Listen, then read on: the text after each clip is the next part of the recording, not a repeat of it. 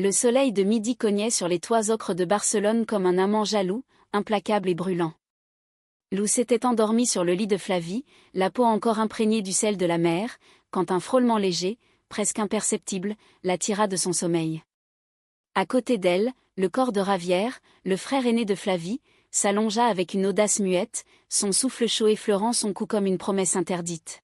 « Qu'est-ce que tu fais » murmura-t-elle, le cœur battant, mais il ne répondit pas, ses yeux sombres fixés sur elle avec une intensité qui la cloua sur place. C'était l'été 2025, et Barcelone vibrait d'une énergie paresseuse, ce mélange enivrant de guitares flamenco lointaines et de rires étouffés dans les ruelles étroites du quartier du Born. Lou, 25 ans, avait fui Paris 6 mois plus tôt, lasse des nuits solitaires dans son petit appartement du Marais, où les lumières de la tour Eiffel semblaient toujours moqueuses. Elle était venue en Espagne pour peindre ou du moins, c'est ce qu'elle se racontait. Ses toiles, autrefois vibrantes de couleurs audacieuses, étaient restées inachevées dans un coin de son atelier, remplacées par des croquis furtifs d'ombres féminines, des courbes suggérées sous la lumière crue du soleil catalan. Flavie avait été son premier rayon de chaleur véritable. Elle s'était rencontrée à la Sagrada Familia, Lou esquisse en main, capturant les flèches torsadées de Gaudí, et Flavie, guide touristique freelance, s'approchant avec un sourire qui illuminait plus que les vitraux. « Tu dessines comme si tu voyais des fantômes » avait dit Flavie ce jour-là, sa voix un mélange de castillan chantant et de français hésitant appris à l'université. Lou avait ri, surprise par l'accent qui roulait les airs, comme une caresse.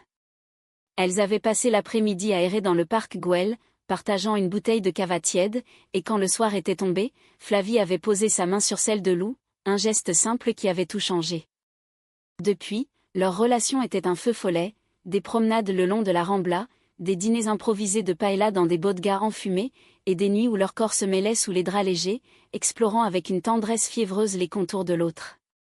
Flavie, 24 ans, était l'essence même de cette ville, passionnée, imprévisible, avec ses cheveux noirs cascadant comme une nuit d'été et ses yeux marrons qui semblaient toujours cacher un secret. Fille d'un père architecte et d'une mère danseuse flamenco, elle portait en elle le rythme de l'Espagne, mais son cœur battait au diapason d'un amour plus doux, plus français, qu'elle avait découvert avec Lou. Pourtant, Javier planait comme une ombre sur leur idylle. Frère aîné de Flavie, 28 ans, il gérait la petite galerie d'art familiale dans le quartier gothique, un lieu aux murs tapissés de toiles abstraites et de sculptures en fer forgé. Grand, aux épaules larges et aux traits ciselés hérités de leur mère andalouse, il avait ce charme magnétique des hommes qui savent qu'ils attirent sans effort. Lou l'avait rencontré lors de son premier dîner chez les parents de Flavie, une soirée animée dans leur appartement haussmannien leur villa moderniste aux abords de la côte, avec vue sur la mer Tyrrhénienne. Javier avait servi le vin avec un clin d'œil complice, racontant des anecdotes sur les expositions ratées de sa sœur, et Lou avait senti un frisson désagréable, comme si son regard s'attardait un peu trop sur la courbe de son cou. « Ma sœur a de la chance de t'avoir » avait-il dit plus tard, en la raccompagnant à la porte, sa main effleurant la sienne. Flavie avait ri de ses plaisanteries fraternelles, mais Lou, avec son instinct aiguisé de Parisienne, avait perçu la faille, le désir latent qui couvait sous la surface. Ce jour-là, l'après-midi de la sieste fatidique, Flavie était sortie pour une visite guidée impromptue une cliente japonaise obsédée par les mosaïques de Miro. « Repose-toi, mi amor » avait-elle murmuré en embrassant Lou sur le front, ses lèvres douces comme du miel. La maison était silencieuse, un havre de paix avec ses carrelages frais et ses volets mi-clos filtrant la lumière en raie dorée. Lou s'était allongée sur le lit de Flavie, dans la chambre aux murs peints en bleu azur, entourée de photos d'enfance, Flavie petite, riant sur une plage de la Costa Brava, Javier la portant sur ses épaules. Elle s'était assoupie vite, bercée par le bourdonnement des cigales dehors. Le frôlement la réveilla en sursaut. Javier était là, torse nu après une douche, son corps encore luisant d'eau, s'allongeant à ses côtés comme si c'était la chose la plus naturelle du monde. Chut, souffla Théil, un doigt sur les lèvres, son sourire carnassier contrastant avec la tension dans ses yeux. Flavie n'est pas là. Juste un moment de repos, comme toi. Lou se redressa d'un bond, le drap serré contre sa poitrine, le cœur cognant comme un tambour flamenco. Sors d'ici, Javier. C'est inapproprié. Mais il ne bougea pas, se penchant légèrement, son parfum musqué envahissant l'air. Inapproprié ? Tu parles comme une Française coincée. Ici, En Espagne, on vit sans barrière. Et toi, Lou, tu es si libre dans tes yeux. Ces mots glissaient comme du vin rouge, enivrant et dangereux. Elle se leva, pieds nus sur le sol froid, et quitta la chambre en trombe, le laissant seul sur le lit, un rictus amer aux lèvres. Dehors, l'air salin la gifla, chassant les ombres. Elle marcha jusqu'à la plage de Barceloneta, s'asseyant sur le sable chaud, les vagues léchant ses orteils. Comment en était-elle arrivée là? Leur amour avec Flavie était pur, un sanctuaire contre le chaos du monde. La veille encore, elles avaient dansé dans un bar du Raval, corps collés sous les lumières tamisées, ignorant les regards curieux. Flavie l'avait serré fort, chuchotant, « Tu es ma muse, Lou. Sans toi, je suis perdue. » Mais maintenant, cette intrusion de Ravière semait le doute, comme une fissure dans une mosaïque parfaite. Était-ce de la jalousie fraternelle, ou quelque chose de plus sombre? Lou alluma une cigarette, un vice parisien qu'elle n'avait pas perdu, et exhala vers le ciel, priant pour que Flavie rentre vite, pour que leur bulle reste intacte. Flavie revint au crépuscule, les bras chargés de fruits frais du marché de la Boqueria, grenades éclatées de rouge, figues mûres à point. « Qu'est-ce qui ne va pas, Carino? Tu as l'air d'avoir vu un fantôme. » Elles s'assirent sur la terrasse, le soleil couchant peignant la mer en or liquide. Lou hésita, les mots coincés en gorge, mais choisit le silence pour l'instant, préférant se lever contre Flavie, inhalant son odeur de jasmin et de sel. Elles parlèrent d'avenir, un voyage à Séville, une exposition commune pour les toiles de Lou et les photos de Flavie. « On pourrait vivre ici pour toujours, » murmura Flavie, ses doigts traçant des cercles sur la cuisse de Lou. Ce soir-là, leur amour fut un baume, lent et profond, leurs corps s'entremêlant comme les racines d'un olivier centenaire. Pourtant, dans l'ombre de la maison, Ravière les observait par la fenêtre, un verre de whisky à la main, le visage durci par une rage qu'il ne nommait pas encore. Les jours suivants s'écoulèrent en un tourbillon de normalité feinte. Lou reprit ses pinceaux dans l'atelier de la galerie, sous l'œil bienveillant de Flavie, qui corrigeait ses textes touristiques à ses côtés. Ravière, lui, multipliait les sous-entendus, un café offert par amitié, un regard prolongé lors des dîners familiaux. « Tu sais, Lou, ma sœur est fragile. Elle a besoin de quelqu'un de stable, » dit-il un soir, après un repas arrosé de sangria. Flavie rit, mais Lou sentit le piège se refermer. La ville, avec ses rues labyrinthiques et ses fontaines murmurantes, devenait un décor pour leur drame intime. Une nuit, après une dispute futile sur un retard de Flavie, Lou se réfugia dans les bras de son amie d'enfance, une expatriée française nommée Camille, mais c'est Flavie qu'elle appela en larmes. « Je t'aime tellement que ça fait mal », confia-t-elle au téléphone, ignorant que Ravière, dans la pièce voisine, écoutait chaque mot. Bientôt, le conflit couva comme une tempête sur la Méditerranée. Flavie, pressée par leurs parents traditionalistes, commença à douter, et si on n'était pas prête pour ça? L'Espagne est belle, mais conservatrice. Lou, blessé, se mura dans le silence, peignant des toiles sombres de vagues déchaînées. Ravière en profita, l'invitant à une exposition privée. « Juste pour t'inspirer », insista-t-il. Là, sous les lumières tamisées d'une salle aux murs de pierre, il posa sa main sur son épaule. « Tu mérites plus que des doutes, Lou. Quelqu'un qui te voit vraiment. » Elle se dégagea, mais le poison était planté. Était-ce de l'attirance? Non, juste la peur de perdre Flavie, de voir leur amour se dissoudre dans les conventions. L'air de la galerie était lourd d'encens et de parfums coûteux, un voile sensuel qui masquait à peine la tension entre les convives. Lou se tenait près d'une sculpture en bronze, une femme torsadée, bras tendus vers un ciel invisible quand Ravière s'approcha à nouveau, un verre de Tempranillo à la main.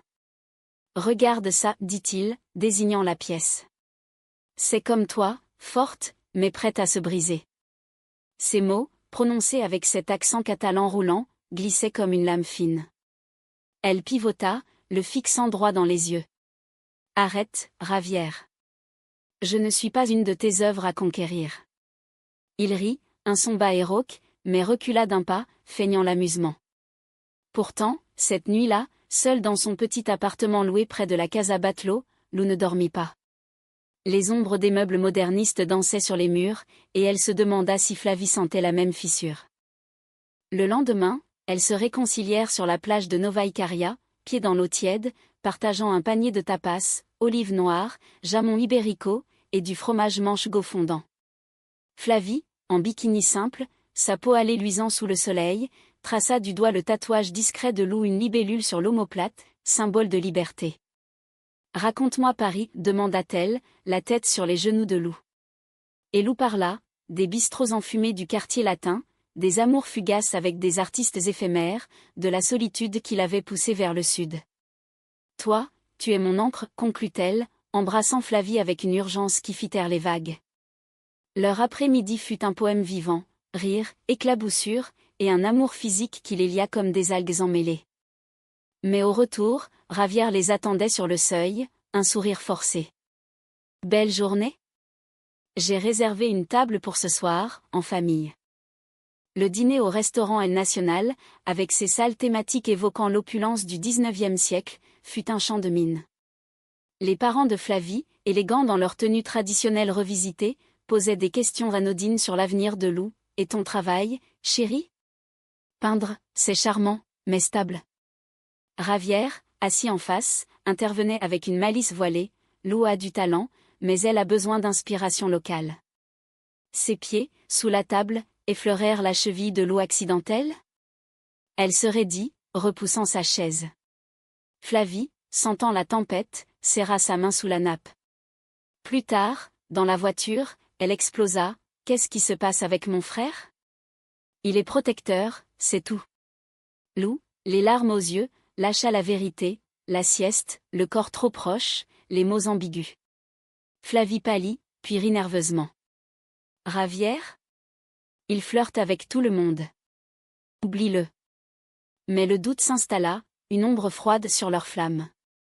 Les semaines suivantes furent un ballet délicat d'émotions. Lou plongea dans son art, produisant une série de toiles inspirées de leur amour, des portraits de Flavie sous la pluie de Gaudí, des nus entrelacés évoquant les jardins de Versailles transplantés à la Costa Brava. Flavie, de son côté, organisa une petite expo dans la galerie familiale, invitant des critiques locaux.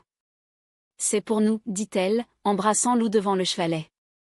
Ravière, bien sûr, supervisait, son approbation tiède comme un hiver catalan. Un soir, après l'inauguration, un succès modeste, avec du cava qui coulait à flots et des murmures admiratifs, il coinça Lou dans l'arrière-salle. « Tes œuvres sont magnifiques, mais elles manquent de passion vraie. Pas comme ce que je pourrais t'offrir. » Il s'approcha, lèvres frôlant son oreille. « Flavie est ma sœur, mais toi. Tu es à moi si tu veux. » Le baiser qu'il tenta fut repoussé d'une gifle sonore, le claquement résonnant comme un coup de tonnerre. Flavie apprit l'incident par un ami de la galerie, et la dispute qui suivit fut un ouragan. « Tu l'as provoqué » hurla-t-elle, les yeux flamboyants. Lou, abasourdi, balbutia, « c'est lui qui. »« Je t'aime, Flavie. Seulement toi. » Les mots se perdirent dans les cris, et Flavie partit en claquant la porte, laissant Lou seul avec l'étoile muette. Les jours devinrent des abysses, messages non lus, promenades solitaires le long du port olympique, où les yachts scintillaient comme des promesses brisées. Lou écrivit des lettres qu'elle ne posta pas, des pages froissées de regrets et d'amour pur. « Tu es la mer qui m'emporte, le soleil qui me brûle » griffonna-t-elle une nuit, sous la lune gibbeuse. Ravière, sentant la brèche, intensifia son siège. Il l'invita à un concert de flamenco dans un tablao caché du barrio Gótico, prétextant une réconciliation familiale. Contre toute raison, Lou y alla, espérant un signe de Flavie. La musique était envoûtante, guitare plaintive, palma rythmée, une danseuse aux jupes virevoltantes incarnant la passion espagnole. Assis côte à côte dans l'obscurité, Ravière murmura, « Regarde là. C'est comme nous, feu et glace. » Sa main glissa sur la cuisse de Lou, et cette fois, dans un moment de faiblesse, la fatigue, le vin, le vide laissé par Flavie, elle ne la repoussa pas immédiatement. Un frisson la traversa, pas de désir, mais de dégoût mêlé de curiosité malsaine. « Arrête » souffla-t-elle enfin, se levant d'un bond. Dehors, sous la pluie fine d'eau rare mais violente, elle courut jusqu'à chez Flavie, frappant à la porte comme une possédée.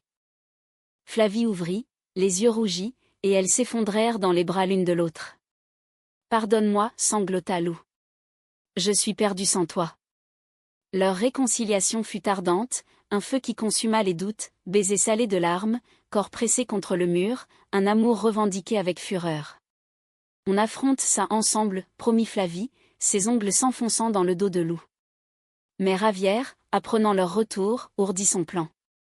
Il contacta un vieil ami journaliste, murmurant des ragots sur l'influence française décadente de Lou, insinuant des vices qui pourraient ruiner l'expo. La trahison se profilait, invisible comme la tramontane. Bientôt, les murmures se propagèrent, un article anonyme dans un blog d'art local, accusant Lou de plagiat, de manipulation sentimentale. Flavie, déchirée, confronta son frère. « C'est toi, n'est-ce pas ?» Il nia, mais ses yeux le trahirent. La famille implosa, crie dans la villa, porte claquant, le père sommant Ravière de se reprendre. Lou, spectatrice muette, peignit sa douleur, une toile géante d'un frère et d'une sœur séparés par un océan de flammes bleues. Leur amour, à Flavie et elle, devint un refuge plus fort, des nuits où elles se murmuraient des vœux éternels sous les étoiles de la Plaza Royale. La pluie douce aida la place à un septembre radieux, mais l'orage intérieur gronda plus fort. Lou et Flavie décidèrent de s'éloigner, louant une petite maison sur la Costa Brava, près de Cadaqués, le village blanc où Dal avait rêvé ses persistances du souvenir. Là, entre oliveraies torsadées et criques turquoises, elles rebâtirent leur nid.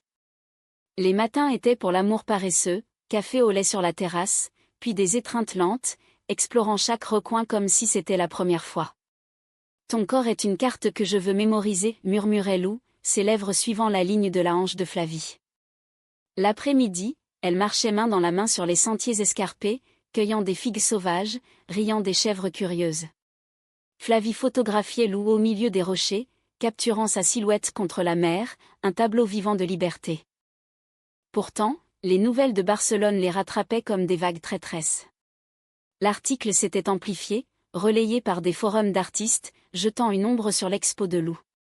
Scandale chez les Puig, l'amante française vole les âmes catalanes, titrait un post viral.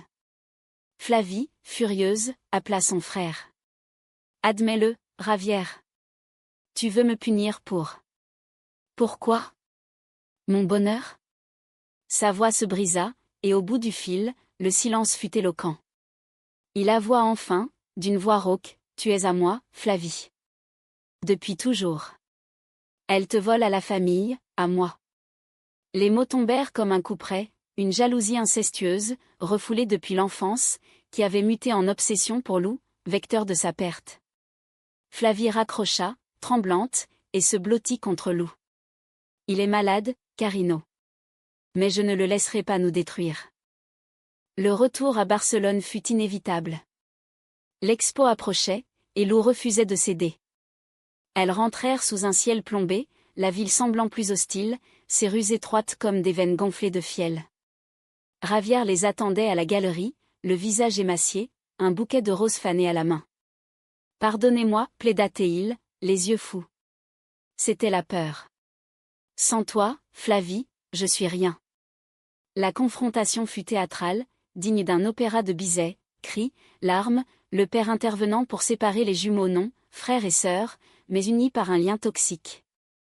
Lou, en retrait, observa la fracture familiale, son cœur saignant pour Flavie, qui hurlait « Tu n'es pas mon gardien, Ravière. Mon cœur est à elle. » Le frère s'effondra, murmurant des excuses brisées, mais le mal était fait. Les parents, choqués, proposèrent une thérapie, un exil temporaire pour Ravière à Madrid. Lou, dans la tourmente, trouva refuge dans son article. Elle transforma l'expo en déclaration, une installation immersive, ombres entrelacées, où des voiles de soie rouge flottaient entre miroirs brisés, symbolisant les amours brisés et recomposés. Flavie posa pour la pièce centrale, une photo d'elle deux, enlacée sur la terrasse, vulnérable et triomphante. L'ouverture fut un triomphe bittersweet, la foule afflua, critique conquis par l'authenticité brute. Une ode à l'amour queer en terre catalane, écrivit un journal local, effaçant les ragots. Ravière, absent, envoya une lettre, « Je pars guérir. Merci de m'avoir forcé à voir. » Mais Lou doutait de sa sincérité, la trahison avait creusé un fossé. Le vrai chaos survint une nuit d'octobre, lors de la festa de la Mercè. Les rues explosaient de feux d'artifice, de castellets humains formant des tours vacillantes, de sardanes dansées en cercles joyeux. Lou et Flavie, déguisée en muse de l'orca robe fluide, fleurs dans les cheveux se perdirent dans la liesse.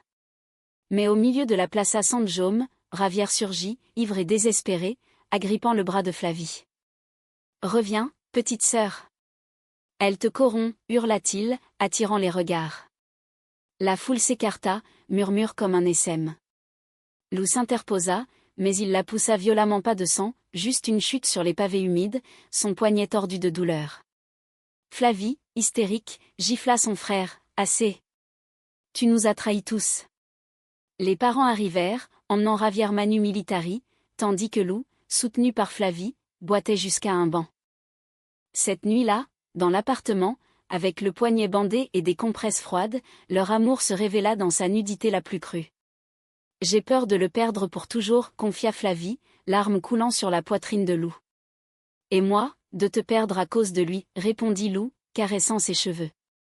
Elles firent l'amour doucement, un rituel de guérison, baiser sur les cicatrices invisibles, promesses chuchotées contre la peau. « Nous sommes plus fortes, » affirmèrent-elles, enlacées jusqu'à l'aube, les feux d'artifice lointains comme des échos de leur passion. Pourtant, le doute persistait. Flavie, tiraillée par le sang, visita Ravière à l'hôpital psychiatrique de Sabadell, où il avait été interné pour cris aigus. « Pourquoi, hermano ?» demanda-t-elle, à travers la vitre. Il pleura, avouant des années de solitude, d'un amour fraternel dévoyé par l'absence de leur mère, partie trop tôt. « Je voulais te protéger, pas te posséder. » Flavie pardonna un peu, mais posa des limites, plus de contact sans thérapie. Lou, de son côté, peignit une toile cathartique, Ravière comme une silhouette floue, fondant dans le paysage, tandis que deux femmes marchaient vers l'horizon, main dans la main. L'hiver approcha, doux sur la côte, avec des pluies fines qui lavaient les rues. Leur relation s'approfondit, humanisée par la épreuve. Elles adoptèrent un chat errant, un félin gris aux yeux verts comme Lou, et cuisinèrent des ratatouilles franco-espagnoles, riant des épices mal dosées. Flavie lança un blog sur l'amour LGBTQ+ en Espagne, avec des textes poétiques inspirés de Lou. « Dans les ombres de Gaudí, nous trouvons notre lumière », écrivit-elle. Mais la trahison de Ravière laissait des échos, des nuits où Flavie se réveillait en sursaut, appelant son frère dans son sommeil. Un jour de novembre, une lettre arriva. Ravière, sortie sous surveillance, annonçait son départ pour Séville, une nouvelle vie loin des fantômes. « Bonne chance à vous deux. Vous méritez l'Espagne entière. » Était-ce sincère? Lou le crut, voyant dans ces mots une rédemption fragile. Le printemps 2026 fleurit comme une promesse tenue, les amandiers en fleurs bordant les routes sinueuses vers Montserrat.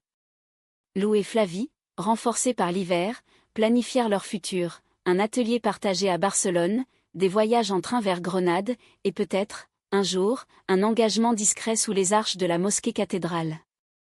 Leur amour, jadis tourmenté, s'était mué en une sérénité profonde, tissée de rires et de silences complices. Lou exposa à nouveau, cette fois à Madrid, une série Amour catalan qui fit scandale dans le bon sens, des critiques louant sa vérité viscérale. Flavie, fière, l'accompagna, posant pour les flashs avec une grâce naturelle.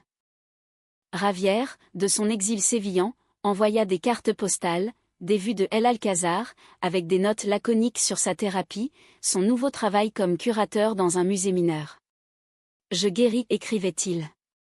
Flavie répondait, prudente, mais Lou encourageait, le pardon libère. Une visite fut organisée, un week-end tendu à Séville, sous le soleil implacable de l'Andalousie. La ville était un labyrinthe de patios fleuris et de fontaines chantantes, un décor pour rédemption. Ravière les accueillit dans un petit appartement aux azulejos bleus, changé, plus mince, les yeux clairs, un sourire sans ombre. « Merci d'être venu, dit-il, serrant maladroitement la main de Lou. Le dîner fut malhabile, gazpacho frais, jamon, et des silences rompus par des anecdotes neutres, mais au fil des jours, les barrières tombèrent. Ils marchèrent dans l'Alameda de Hercule, parlèrent de l'enfance, les étés à la plage, les disputes pour un jouet. « J'étais jaloux de ton indépendance, Flavie, avoua Ravière. Lou t'a rendue entière. » La guérison fut lente, mais réelle. Lou, observant le frère et la sœur se réconcilier, sentit une paix nouvelle.